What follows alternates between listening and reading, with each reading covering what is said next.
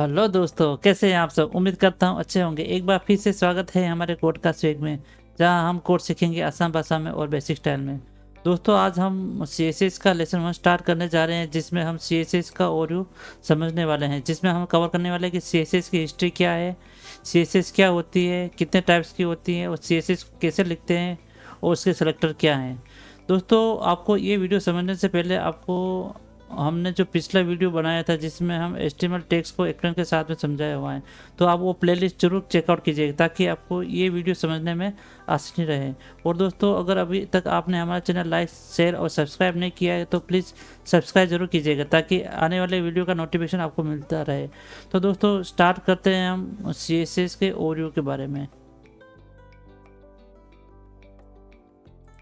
दोस्तों, जैसे कि हम अपने कंप्यूटर स्क्रीन पे आ चुके हैं, फर्स्ट में आप देखने वाले हैं CSS हिस्ट्री। ठीक है ना।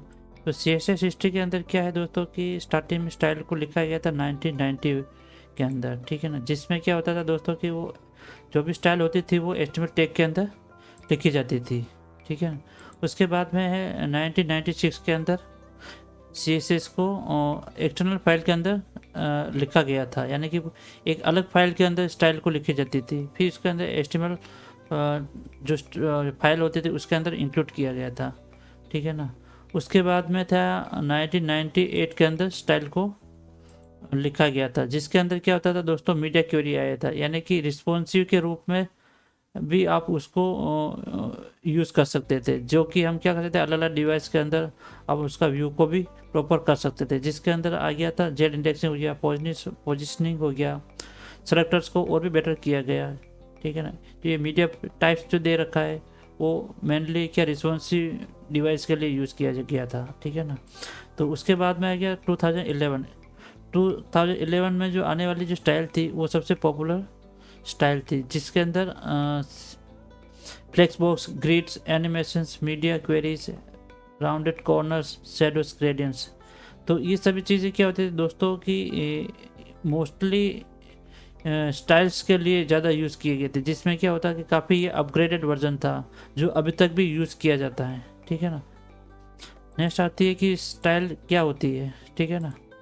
तो दोस्तों, स्टाइल क्या होती है कि एक तरह से मैंने पहले भी बताया था पिछले वाले वीडियो में कि स्टाइल क्या होती है कि जैसे हमने पहले एस्टिमेट स्ट्रक्चर बना दिया मकान का, तो उसके बाद में हम उसको ऊपर पेंट करते हैं, यानी उसको ब्यूटी बनाने के लिए और भी उसको डिज़ाइंस यानी अच्छा दिखाने के लिए उसको हम क्या करते हैं, स्टाइल्स यानी पेंट करते हैं। तो उसकी तरह से हम एस्टिमेट लिखते हैं, तो उसको एस्टिमेट में उसको स्ट्रक्चर को और भी अच्छा दिखाने के लिए हम स्टाइल उसके अंदर इंक्लूड करते हैं। तो यानी कि उसकी प्रॉपर्टी ऐड करते हैं, जिससे क्या होता है कि उसका डिज़ाइन और भी बेटर हो जाए। ठीक है ना। तो उस टाइम से उसको अट्रैक्ट करने के लिए स्ट्रक्चर को, यानी कि पेज को अट्रैक्टिव बनाने के लिए हम क्या करते थे, स्टाइल यूज़ करते हैं। जैसे कि हम उसमें कलर्स दे सकते हैं, फ़ॉन्ट्स का है तो फ़ॉन्ट्स की स्टाइलिंग कर सकते हैं, फॉर्मेटिंग कर सकते हैं, इमेजेस है तो इमेज को फॉर्मेटिंग कर सकते हैं। ठीक है। जैसे फॉर एग्जांपल कि मैं बताता हूँ, जैसे हम स्ट्रक्चर बनाते हैं तो इस टाइप से दिखता है स्ट्रक्चर आपको। ठीक है ना। जिसमें हो गया एक तरफ से वो हो गया, हेडर में हो गया, लोगो हो गया, नेविगेशन हो गया, स्लाइडर हो गया। ठीक है ना। यहाँ पे हम क्या करते हैं, स्लाइडर दे दिए, यानी कि जो भी होगा इसका हीरो इमेजेस यहाँ पे दे सकते हैं। ठीक है ना। फिर बाद में उसकी इन्फॉर्मेशन को दे दिया इसमें। ठीक है। पोर्टफोलियो हो गया या उसके बारे में बता दिया क्या क्या सर्विसेज दे रही, तो वो चीज़ें ऐसे सेक्शन में लिख सकते हैं और उसको स्लाइड में भी दे सकते हैं। ठीक है। लास्ट में उसका फुटर्स आ जाएगा। फुटर्स को भी हम 1 2 3 4 इसमें पार्ट में भी हम डिवाइड कर सकते हैं। उसके बाद में आप कॉपीराइट का जैसे नीचे सेक्शन दे रखा है, यानी फुटर्स को 2 पार्ट में किया गया है, तो आप उसको और भी डिज़ाइन बना सकते हो। जैसे कि मैंने इसके बाद में जैसे ये स्ट्रक्चर दे रखा है, अब CSS देने के बाद में कैसा डिज़ाइन बनेगा वो आपको इस टाइप से दिखेगा। ठीक है। जैसे कि मैंने हेड बना दिया, जिसमें मैंने इसमें होम को अच्छे से इसको डिज़ाइन कर दिया, फिर इसमें बैनर दे दिया, फिर इसका नाम दे दिया यहाँ पे बैनर्स में। ठीक है। उसके बाद में उसकी जो सर्विसेज है कि वो क्या क्या करते हैं वो दे रहे हैं। फिर स्लाइडर में दे सकते हैं, चाहे तो कॉलम में भी दे सकते हो। ठीक है ना। उसके अबाउट्स उसके बारे में वीडियो डाल दिया यहाँ पे, और नीचे लास्ट में इसका फुटर आ गया। ठीक है। फुटर्स भी 2 पार्ट में किया गया। तो इस टाइप से आप क्या करते हैं, एस्टिमेट स्ट्रक्चर को स्टाइल के अकॉर्डिंग करने के बाद में ये इस टाइप से डिज़ाइन दिखेगा। ठीक है ना। यानी और भी उसमें ब्यूटी हम डाल सकते हैं। ठीक है। नेक्स्ट होता है कि स्टाइल कितने टाइप्स की होती है। तो दोस्तों मैं बता देता हूँ, स्टाइल 3 टाइप्स की होती है, ठीक है ना। फर्स्ट होती है इनलाइन स्टाइल। इनलाइन स्टाइल होती है दोस्तों जैसे कि हम टैग के अंदर ही हम क्या करते हैं कि स्टाइल को लिखते हैं, जो कि सबसे पावरफुल होती है अदर स्टाइल के अकॉर्डिंग, ठीक है ना। तो सेकंड होती है इंटरनल, ठीक है ना। इंटरनल स्टाइल क्या होती है, आप स्टाइल टैग के अंदर इसको लिख सकते हो, ठीक है ना। उसके बाद में एक्सटर्नल स्टाइल होती है जो अलग से फाइल होती है, यानी style dot C S S हो गई, जिसका हम एक्सटेंशन दे सकते हैं, ठीक है ना। Custom dot C S S होगी, ऐसे कुछ फाइल का नाम देकर के आप उसको क्या कर सकते हैं, अपने हेड टैग के अंदर उसको, जैसे मैंने पिछले वाले वीडियो में बताया था इसमें इंपोर्ट करने का, इस टाइप से आप इंपोर्ट कर सकते हो, ठीक है ना। फिर आप उसको क्या करते हो, अपने क्लास के अकॉर्डिंग उसको प्रॉपर्टी को अप्लाई कर सकते हो, उसमें क्लास डिफाइन कर सकते हो टैग के अंदर, ठीक है ना, जिससे वो क्या होगी, वो आपकी प्रॉपर्टी अप्लाई हो जाएगी, ठीक है। जैसे ये तीनों चीज़ें मैं आपको फॉर एग्जांपल के लिए बता देता हूँ, ठीक है। तो अपने चलते हैं कोड वाली स्क्रीन के अंदर।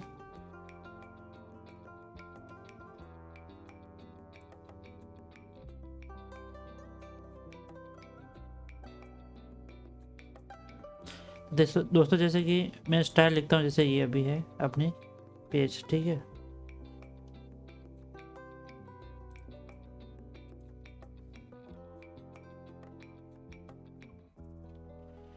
तो मान लो जैसे कि मैंने इसमें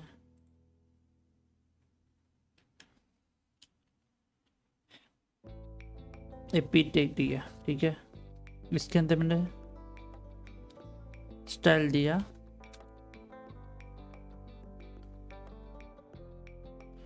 अभी नॉर्मल दिखा देता हूँ आपको कैसे दिखेगा पहले तो।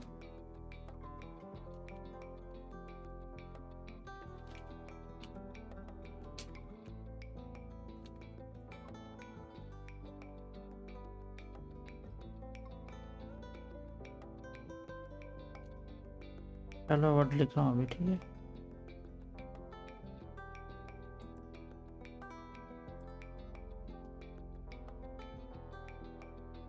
देखो अभी ये आपको ऐसा दिखा है, ठीक है ना। अब इसके जैसे हमको फॉर्मेटिंग है तो इनलाइन स्टाइल यूज़ करते हैं, ठीक है। तो इनलाइन स्टाइल के लिए मैं जैसे अभी ये स्टाइल लिखी है एट्रीब्यूट, अब इसके अंदर ये स्टाइल लिखता हूँ मैं, फॉन्ट साइज,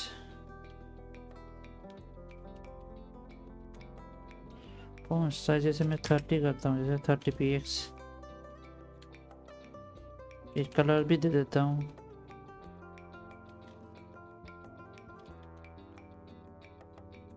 ठीक है। और भी लिख सकते हो इसमें, जैसे फॉन्ट वेट भी लिख सकते हो, फॉन्ट वेट, फॉन्ट वेट, ये बोल्ड लिख सकते हैं, बोल्ड जितनी भी आती प्रॉपर्टी हो, ठीक है। ये देखो, ठीक है। तो ये होती है इनलाइन, ठीक है ना। अब मैं देता हूँ इंटरनल स्टाइल, ठीक है ना। अब इसी स्टाइल को मैं क्या करता हूँ, यहाँ से कॉपी करके कट करता हूँ और यहाँ पे मैं दे देता हूँ कोई क्लास का, पहले मैं सेलेक्ट करके दे देता हूँ, जैसे पी है, पी टैग है, ये मैंने स्टाइल ऐसे दे दी, ये स्टाइल ऐसे लिखी जाती है, ठीक है। अब भी देखोगे तो वो चीज़ आपको दिखेगी, ये देखो। अगर आपको आइडेंटिफाइड में यहाँ पे अंडरलाइन देख के दे देता हूँ, डेकोरेशन अंडरलाइन, ठीक है, ये देखो, ठीक है। तो ये हो गई इनलाइन स्टाइल। अब एक्सटर्नल स्टाइल लिखने के लिए दोस्तों आपको क्या करना पड़ेगा, अलग से फाइल बनानी पड़ेगी, ठीक है। तो मैं क्या करता हूँ, अभी एसेट के अंदर जाता हूँ, यहाँ पे एक न्यू फोल्डर बना देता हूँ CSS, ठीक है। और इसके अंदर मैं एक फाइल बना देता हूँ स्टाइल डॉट CSS, ठीक है। इसका एक्सटेंशन रहेगा .css, ठीक है। और यहाँ पे मैं क्या करता हूँ, वो प्रॉपर्टी अप्लाई करता हूँ, ठीक है।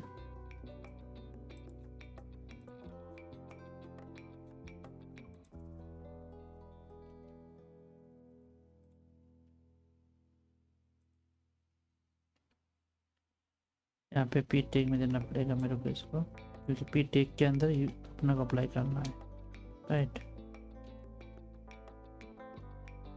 ठीक है,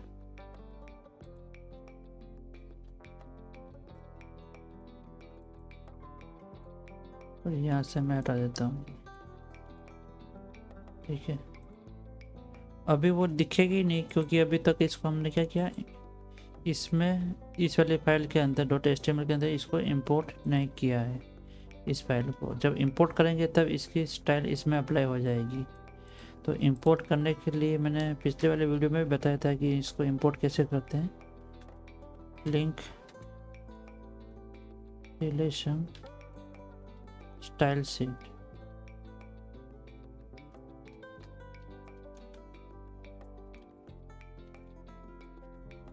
HRF, जहाँ पे वो फाइल पड़ी है उसका पाथ दे देंगे।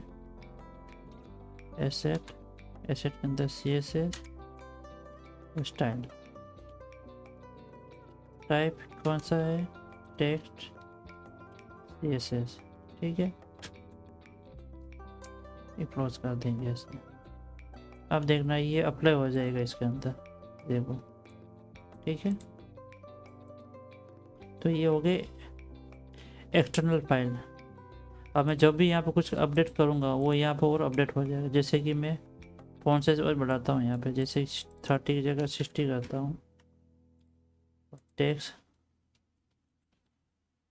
डेकोरेशन अंडरलाइन करता हूँ। ठीक है, तो ये दोनों चीज़ें इसमें अप्लाई हो जाएगी, देखो। ठीक है, तो ये हो गई एक्सटर्नल फाइल। ठीक है,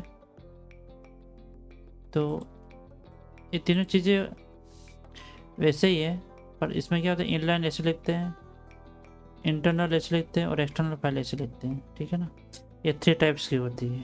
ठीक है, नेक्स्ट है इसको लिखते कैसे हैं स्टाइल को। ठीक है ना, तो उसका सिंटेक्स होगा फर्स्ट में सेलेक्टर। ठीक है ना, फिर इसकी क्या हो जाएगी, प्रॉपर्टी आ जाएगी, फिर इसकी वैल्यू आ जाएगी। मल्टीपल लिख सकते हैं, प्रॉपर्टी डाल सकते हैं पर उसके लिए। ठीक है ना,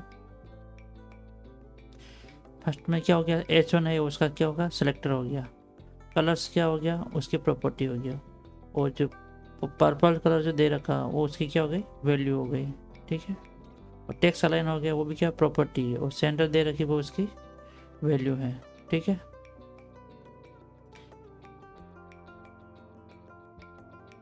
इसके अलावा जो भी स्टाइल को हम जो लिखते हैं उतना और मैं बता देता हूँ। ये क्या होती है, ये सेलेक्टर होता है। उसके बाद में क्लास जो अपन डिफाइन करते हैं, जैसे मैं क्लास से अप्लाई करते हूँ, क्लास को हमेशा क्या लिखता जाता है दोस्तों, डॉट से नाम से इसको डिफाइन किया जाता है। ठीक है, डॉट के बाद में आप कुछ भी नाम दे सकते हैं, क्लास का नाम दे सकते हैं। जैसे कि मैं XYZ भी कर सकता हूँ, XYZ। ठीक है, या ABC भी कर सकता हूँ, ABC भी कर सकता हूँ। ठीक है, इसके बाद में यहाँ पे वापस सेम एज इट इज जैसे ये दे रखा हुआ आप यहाँ पे चीज़ अप्लाई कर सकते हो। ठीक है, ये डॉट क्लास को ऐसे अप्लाई किया जाता है। डॉट डॉट को भी आप नेम दे सकते हैं, यहाँ पे कोई नंबर नहीं होना चाहिए बस स्टार्टिंग में। आप कैप्शन भी हो सकता है, स्मॉल में भी लिख सकते हो। उसके बाद में यहाँ पे कुछ भी आप कैरेक्टर भी नंबर भी कर सकते हो आप। ठीक है, तो आप ऐसे डिफाइन करते हो, पर डॉट आगे होना चाहिए। और आईडी होती है, आईडी को आपको हैश के अकॉर्डिंग डिफाइन करेगा। और आईडी हमेशा एक बार ही आप टैग के अंदर अप्लाई कर सकते हो, जैसे ABC XYZ। ठीक है, मान लो मैंने 2 मल्टीपल क्लास दे दी यहाँ पे। ठीक है, और इसके अंदर मैंने क्या सी फ़ॉन्ट साइज दिया है अभी, और इसके अंदर कलर और टेक्स्ट डेकोरेशन दिया है। इसमें मैं टेक्स्ट अलाइन सेंटर कर देता हूँ। ठीक है, अभी आपको समझ में आ जाएगा ये सिंबल। मैं यहाँ पे देता हूँ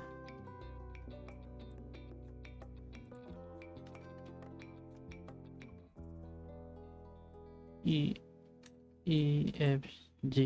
ठीक है ना। वैसे दोस्तों ये याद रखना, जब भी आप तो आप सिमेंटिक जैसे भी आप क्लास का नाम अप्लाई करना, ताकि कि ऐसे आप नाम मत देते। अभी तो मैं इसे आपको समझाने के लिए लिख रहा हूँ, बट ऐसे नाम आप यूज़ मत करना। उसका जिस टैग के रिलेटिव हो उस नाम से उसको क्या क्लास का नाम डिफाइन करना आप। ठीक है, थोड़े मैं जैसे कि ABC देता हूँ यहाँ पे, इसको क्लास को अप्लाई करने के लिए क्लास लिखना पड़ेगा, तो ABC किया। ठीक है, और यहाँ पे मैंने क्या किया, यहाँ से पी टैग का यूज़ नहीं कर रहा हूँ। ठीक है, इसको मैं अभी कमेंट कर रहा हूँ। कमेंट करने के लिए आपको इस टाइप से आपको लिखना पड़ेगा, स्लेश स्टार स्लेश। इसमें लिखोगे तो ये क्या आपके अप्लाई नहीं होगी। अभी मैं क्या कर रहा हूँ, ABC क्लास यूज़ की है पी टैग के अंदर, तो अभी ये क्या करेगा, ये इसको ले लेगा। ठीक है, तो देखो अभी ये इसको फ़ॉन्ट साइज़ बड़ी कर दी। ठीक है ना, और फ़ॉन्ट वेट कर दिया इसको फ़ॉन्ट साइज़, और इसमें जो प्रॉपर्टी देगी वो अप्लाई होगी, यानी फ़ॉन्ट साइज़ ने दी है तो वो अप्लाई हो गई। ठीक है ना। अब मैं इसे मल्टीपल क्लास भी दे सकता हूँ, तो यहाँ पे मैं ये देता हूँ। ठीक है, तभी ये अंडरलाइन और ब्लू कलर हो गया और बोल्ड कर दिया। ठीक है, अब मैं जैसे कि मैं ID इसमें अप्लाई करता हूँ। मान लो जैसे अभी ये ID है। ठीक है, एज इट में ये यूज़ करता हूँ अभी, तो इसको मैं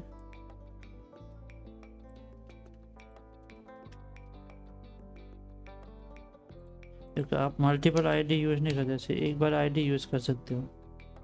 अब मान लो मैं जैसे ये XYZ देता हूँ। ठीक है, तो एक बार तो ये रन हो जाएगा, लेकिन मल्टीपल आप यूज़ करोगे तो वो रन नहीं करेगा। ID लिखने के लिए ID आपको ऐसे लिखना पड़ेगा। टेक्स्ट लाइन सेंटर कर दिया। ठीक है, बट जैसे मैंने मल्टीपल क्लास दे रखा है वैसे मल्टीपल ID नहीं दे सकते, वो यूनिक होती है। तो अब जैसे मैंने फॉर एग्जांपल जैसे मैं ये अभी इसको कमेंट कर देता हूँ, राइट। अब जैसे कि मैं ID देख के देखता हूँ बताने के लिए, तो वो अप्लाई नहीं होगी अभी।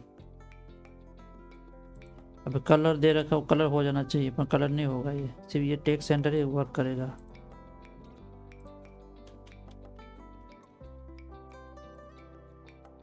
तो वो वर्क नहीं करा, उसने पूरा हटा दिया इसमें, यानी कि ID हमेशा एक ही यूज़ होती है एक टैग के अंदर। ठीक है, तो ये मेन इम्पोर्टेंट बात है, ये ध्यान रखने का।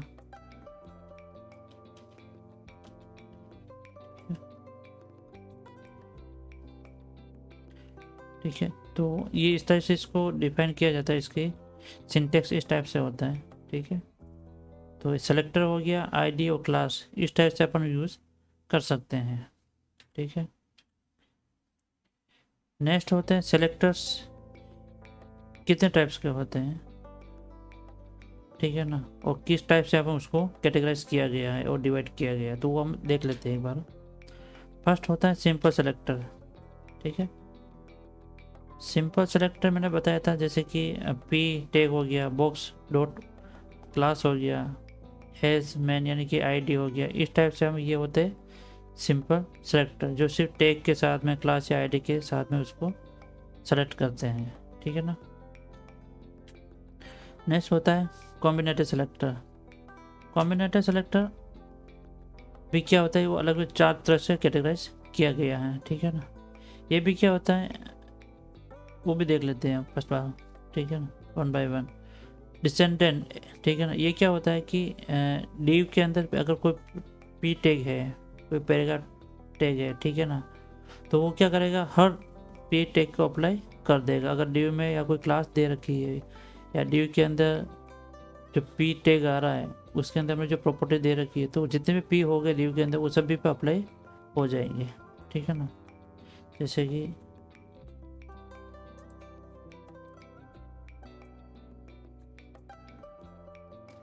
अभी मैं यहाँ से इसको स्टाइल को बंद कर रहा हूँ, तो सिंपल सा मैं यहाँ पे इंटरनल स्टाइल ले लेता हूँ। ठीक है,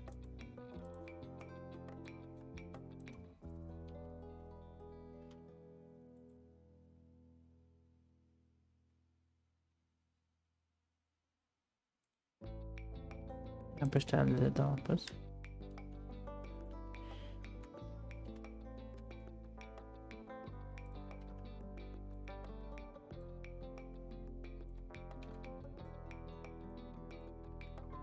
मतलब मैंने एक डिव दिया, ठीक है, और डिव के अंदर भी टैग आ गया।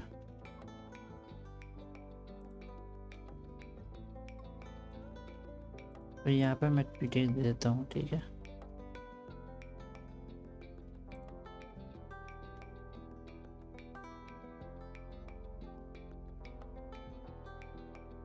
ये हो गया। ठीक है,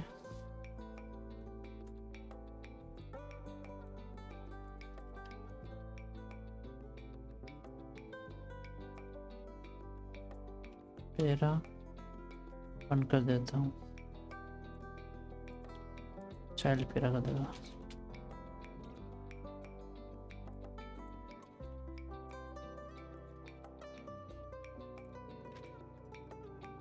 इसको पेरा कर देता हूँ।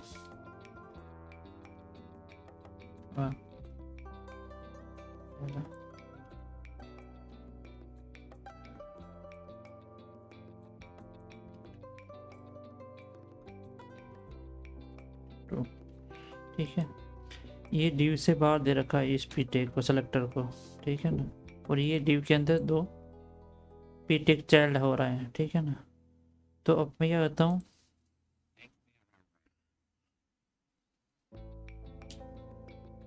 डिव मैं पी टैग यूज करता हूँ। ठीक है, ये मैं फॉन्ट साइज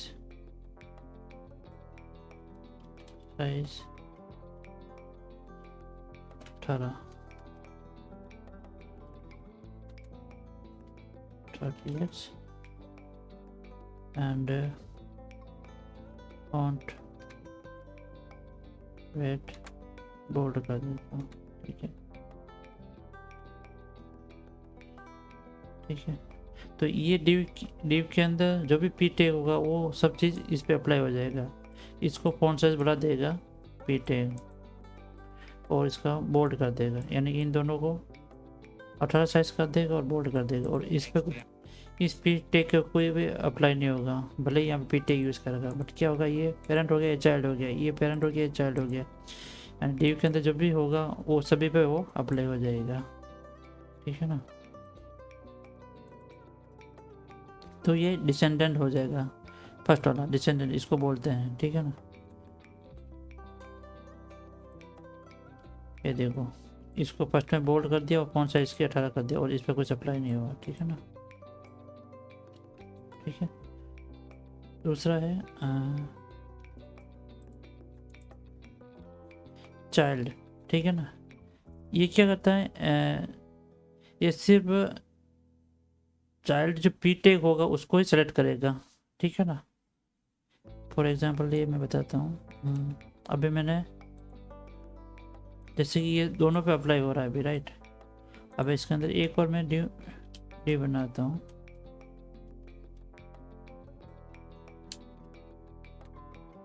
और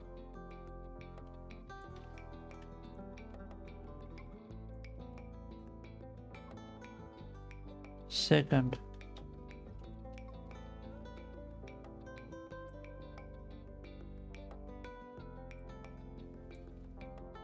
चाइल्ड पेरा 2 कर देता हूँ। ठीक है ना, अभी तो क्या होता है, ये सभी पे अप्लाई हो रहा है। ठीक है, अभी ये है ना, तो ये इस पे भी अप्लाई हो जाएगा। ठीक है, ये इसको भी देखो बोल्ड कर दिया, कौन सा बढ़ा दिया, बट जो चाइल्ड जो होगा, ये क्या बोल रहा है, जब एक सिर्फ डायरेक्ट चाइल्ड पी टैग को ही सेलेक्ट करता है। ठीक है ना, इसके अंदर जो पी टैग होगा वो उसी को सेलेक्ट करेगा, बाकी वो उसको सेलेक्ट नहीं करेगा। मान लो मैंने यहाँ पे क्लास ए दे दी और इसको क्लास मैंने बी दे दिया, ठीक है। अब मैं यहाँ पे क्लास ए करता हूँ तो भी वो क्या करेगा, सभी को वो अप्लाई करेगा। देखो सभी पे वो अप्लाई कर रहा है अभी, ठीक है। फॉन्ट साइज में भी और बढ़ाता हूँ, 36 करता हूँ, क्लास किया, ठीक है। ये देखो ये सभी पे अप्लाई हो गया। बट अब चाइल्ड जो दे रखा है इसमें, उसके लिए हमको क्या करना पड़ेगा, ए रुका करना पड़ेगा ये। तो अब क्या करेगा, ये सिर्फ इसको ही करेगा, बी टेक को वो अप्लाई पे नहीं जाएगा, ठीक है। सिर्फ इस दोनों को ही करेगा। ये देखो ये इन दोनों को किया, यानी कि उसने जो सेकंड वाला जो आ रहा है उसको उसने अप्लाई नहीं किया। अगर ये यूज नहीं करेंगे तो वो सब पे अप्लाई हो जाएगा ये वाली प्रॉपर्टी, ठीक है। ये बोला कि ये इसके चाइल्ड है पी टेक, एक क्लास का जो चाइल्ड है, यानी कि एक क्लास का चाइल्ड ये है, तो उस दोनों पे ही वो प्रॉपर्टी अप्लाई होगी, ठीक है। नेक्स्ट है एडजेसेंट सिबलिंग, ठीक है ना। इसमें क्या होता है, इसमें जो फर्स्ट होगा यानी कि H1 के अंदर जो भी पी टेक है उसको अप्लाई नहीं करके जो उसे जस्ट नेक्स्ट जो आएगा उसको वो फर्स्ट लाइन को क्या कर देगा, वो उसके ऊपर प्रॉपर्टी अप्लाई कर देगा, ठीक है ना। यानी कि फर्स्ट जो उसकी लाइन आएगी, जैसे H1 जैसे स्टार्ट हो रहा है और यहाँ पे क्लोज हो रहा है, उसके H1 में जो प्रॉपर्टी लिखी हुई है उस पर अप्लाई नहीं होकर उसकी जो नेक्स्ट जो फर्स्ट लाइन होगी वो उस पर वो प्रॉपर्टी अप्लाई हो जाएगी, ठीक है। उसको भी देखते हैं।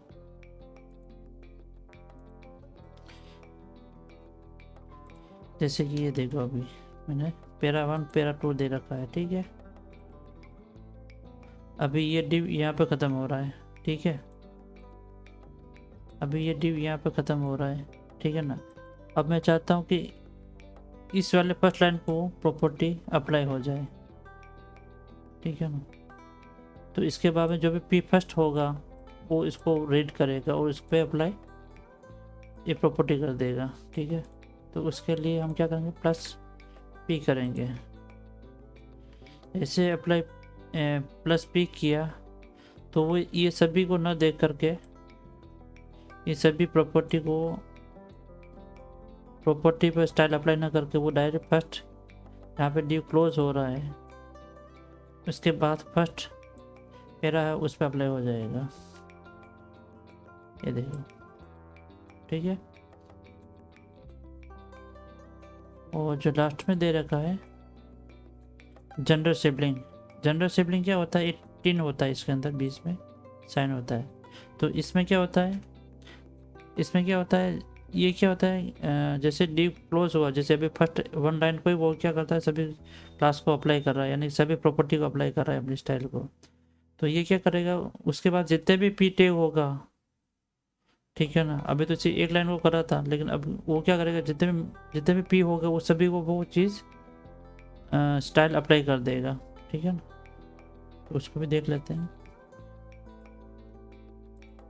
अब जैसे कि मैंने पैरा 1 पे किया था, अब ये क्या पैरा 2 भी कर देगा, 3 पे कर देगा, 4 पे कर देगा, जितने भी पी टेग हो गए वो सभी पे अप्लाई हो जाएगी प्रॉपर्टी।